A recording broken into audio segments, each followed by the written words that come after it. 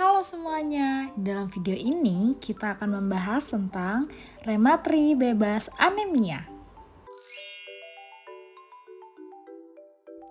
Tahukah kamu, Indonesia saat ini tengah berjuang untuk menekan angka kejadian anemia, di mana kejadian anemia di Indonesia terus meningkat setiap tahunnya. Menurut Kementerian Kesehatan RI tahun 2018, sebanyak 27,2% perempuan di Indonesia mengalami anemia loh. Tapi sebelum membahasnya lebih jauh, anemia itu apa sih?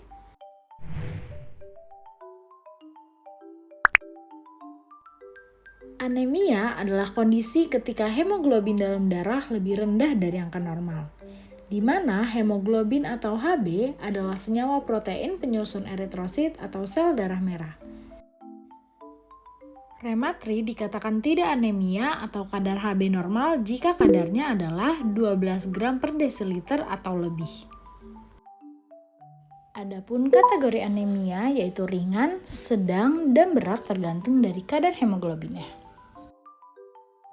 Eits, masih banyak nih yang mengira anemia itu sama dengan tekanan darah rendah. Padahal berbeda loh. Seperti yang sudah dijelaskan sebelumnya, anemia disebut juga kurang darah, yang disebabkan karena kurangnya kadar hemoglobin atau Hb yang diketahui dengan pemeriksaan darah. Sedangkan tekanan darah rendah atau disebut juga hipotensi disebabkan karena kurangnya tekanan pada pembuluh darah arteri ketika jantung berdenyut yang diketahui menggunakan tensimeter. Sehingga anemia itu tidak sama ya dengan tekanan darah rendah. Selanjutnya, terdapat 3 alasan mengapa rematri rentan mengalami anemia. Yang pertama, remaja tumbuh sangat cepat sehingga kebutuhan zat besi juga meningkat. Yang kedua, mengalami menstruasi setiap bulannya yang menyebabkan kehilangan zat besi dalam darah. Yang ketiga, cenderung melakukan diet yang kurang tepat tanpa memperhatikan sumber asupan zat besi dan protein. Adapun gejala umum yang ditemukan jika seseorang mengalami anemia adalah 5L. Lemah, letih, lesu, lelah, dan lunglai. Adapun gejala lainnya seperti mata berkunang-kunang, sakit kepala dan pusing, pucat pada muka, kelopak mata, bibir, kulit, dan kuku. Anemia memiliki dampak bagi remaja putri dalam jangka pendek, yaitu dapat menyebabkan penurunan imunitas, konsentrasi, prestasi belajar, dan kebugaran. Sedangkan jika anemia berlangsung lama, terdapat dampak jangka panjang yang dapat meningkatkan resiko kematian ibu saat melahirkan, bayi lahir prematur, dan bahkan berat bayi lahir rendah. Tapi tenang saja, anemia memang dapat dicegah dengan 4 cara, yaitu sebagai berikut. Poin pertama, konsumsi makanan sumber zat besi atau Fe, di mana zat besi ini merupakan mineral yang berperan penting dalam pembentukan hemoglobin dalam sel darah merah. Berikut bahan makanan yang tinggi zat besi sesuai kelompok makanan.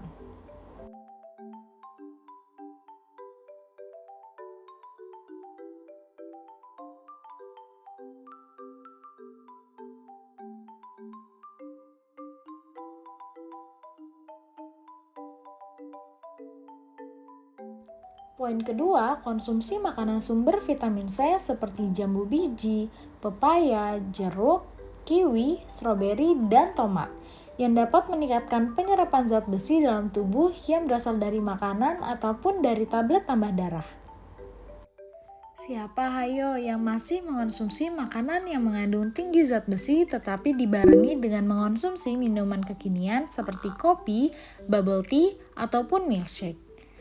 Hal tersebut tidak dianjurkan ya, karena umumnya minuman tersebut terbuat dari teh, susu, kopi, ataupun coklat yang mengandung zat penghambat penyerapan zat besi. Jadi tidak dianjurkan ya untuk mengonsumsi minuman atau makanan tersebut bersamaan sewaktu makan atau sewaktu mengonsumsi tablet tambah darah karena menyebabkan penyerapan zat besi menjadi menurun. Yang keempat adalah konsumsi tablet tambah darah atau TTD. Tablet tambah darah adalah suplemen zat gizi yang mengandung zat besi dan asam folat. Berikut aturan minum yang dianjurkan.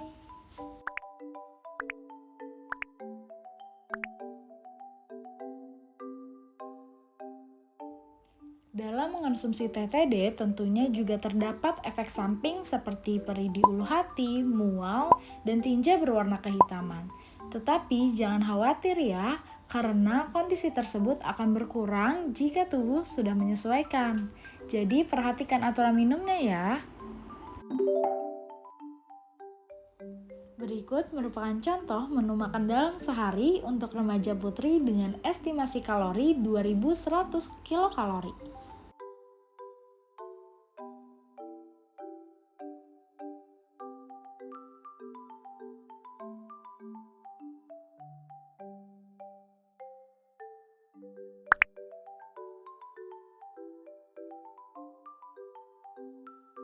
Yuk cegah anemia untuk menciptakan rematri yang lebih sehat.